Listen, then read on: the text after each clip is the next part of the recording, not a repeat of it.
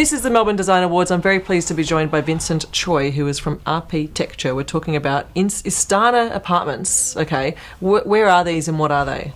Yeah, the place is at the CBD is one of the latest the completed apartments in the city of Melbourne, and it is at the topmost floor of this apartments. I think it's about, roughly by memory, it's 24 stories apartments, right at the west end of Melbourne.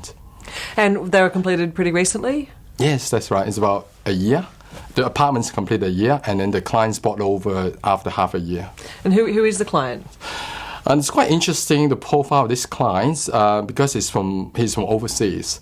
And this client is from Malaysia. He's kind of have this royal relationship, and through a context of mine. Now, the story is interesting because we never met this client. And often it's hard, when you just pick up with projects and never met the clients, and you don't know what to expect, and you want to set up expectation, you want to have the meetings, and we don't really have that except a few WhatsApps. And it's kind of daunting because initially we hesitate to take on these projects because if we are not confident, we want to say no to client, even client like this. But we were very fortunate, and they have such a big trust on us, so yeah. Okay, so you never had the opportunity to meet the client, but yet you had a brief that you needed to work to. So yeah. Tell me what was required of you. Yeah, the brief is very interesting because the client's an international world traveler. He has penthouses in Malaysia, in London, in US, and he bought 10 apartments at that place. And one thing he said that, we engage architects, but every time I tell the architects what I want, and all the apartments look similar. So then this time he said, I'm not going to tell you much. Give me a surprise. Now, that really caught us. You don't want to surprise someone in the wrong way. But at the same time, you want to suck out more from the client, and you don't have a chance to meet the clients beforehand. So you see how tricky was the situation. So it's like an open book almost, where if you get it wrong, you can't recover from it. Can I tell you, hero or zero? Okay. The kind of situation. All right. So where were you? On what scale were you, hero or zero? Yeah. Now, obviously, with the awards, he was overjoyed. So I'm going to give him the awards. Prove that that we done well. So we take on board with that design. That design brief, and then we elaborate on it because obviously there's something best that we can give from Australia compared to design from London or from US or Malaysia. So we go something quite local, authentic about Melbourne. So that was the starting point.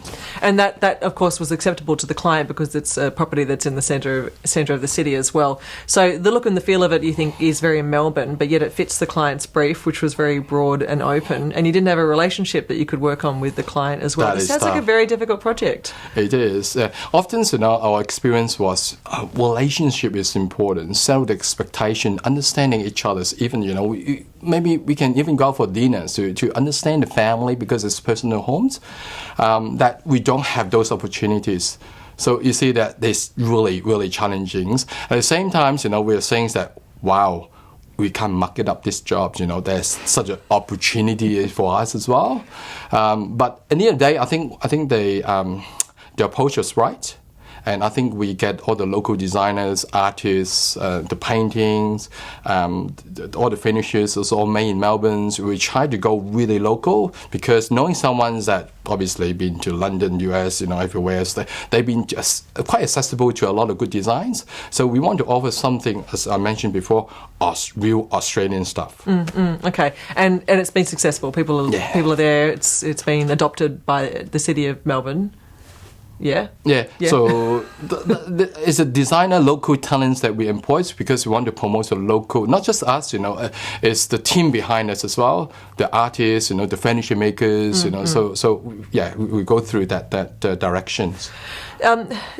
You've done obviously other buildings elsewhere. This is a very different client relationship that you probably had before. What did you enjoy the most about having that sort of hands-off approach that you were provided with here? I told this job I need to credits to interior designers and homes that we works in collaborations.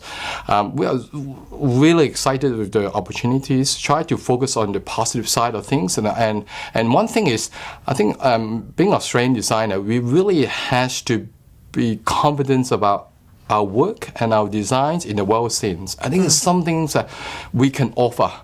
And the client's happy that is, he will bring his friends to come to Melbourne to play golf. And so, his friends obviously want to understand more about Melbourne, what is Australia, that I think that is pretty something they can talk about. So you think this is a global apartment, really? It gives a global, it's Melbourne, but it has a global sort of aesthetic or feel. Yes, and we're quite fortunate, that it put it as part of his portfolio. He got a whole collection of apartments worldwide, and that add to one of the portfolios. So we are very happy to be part of that. What a great project! Congratulations! Thank you so much. Thank you.